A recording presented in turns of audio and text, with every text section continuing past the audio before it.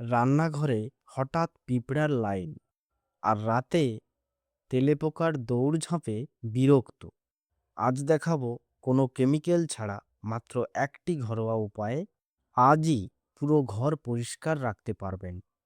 তাই শেষ পর্যন্ত দেখুন। শেষে একটা গোপন টিপস বলবো। এই সমস্যাটা অনেক বাড়িতেই হয়।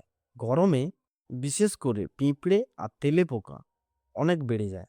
তাই খাবার রাখলেই পিঁপড়া চলে আসে আর তেলেপোকা রান্নাঘর বাথরুম সব জায়গায় ঘুরে বেড়ায়। এটা শুধু বিরক্তিকর নয়, এটা স্বাস্থ্যের জন্যও খুব ক্ষতিকর।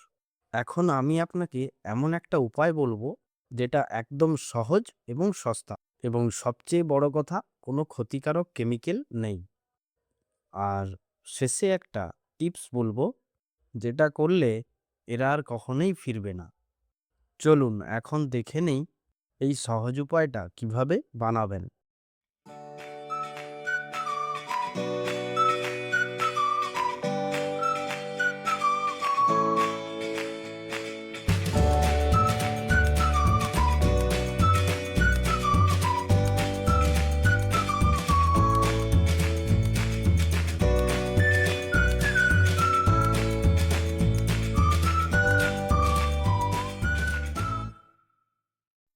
একটি বাটিতে নিন 2 চামচ বেকিং সোডা আর 2 চামচ মতো চিনি।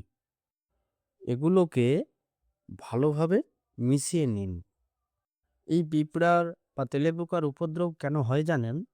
যেখানে খাবারের গন্ধ থাকে এবং যেখানে অতিরিক্ত ময়লা জমা থাকে অথবা ভেজা জায়গা, আর সেই জায়গাগুলি পিঁপড়ে আর তেলেপোকার খুবই প্রিয় জায়গা। আর আমরা অনেক সময় এগুলো না জেনেই এদের অনেক সুযোগ করে দিই।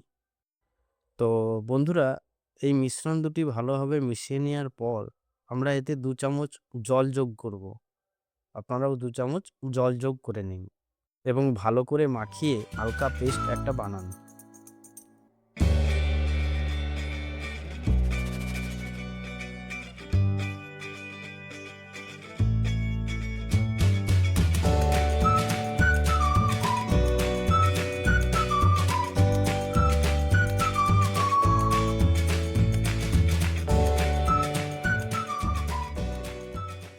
এইবারে এই পেস্টটা রান্নাঘরের কোণাতে, সিঙ্কের পাশে অথবা যেখানে পিঁপড়ে এবং তেলেপোকার উপদ্রব আপনার বিরক্তিকর মনে হচ্ছে সেখানে আপনারা অল্প করে লাগিয়ে দিন এভাবে।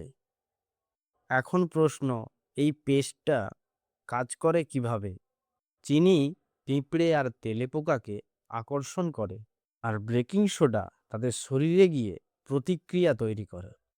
আর জল মেশানোর কারণে এই মিশ্রণটা আপনি যেই জায়গায় দেবেন সেই জায়গাতে ভালো করে লেগে থাকে এবং কাজটাও তাই আরো দ্রুত করে।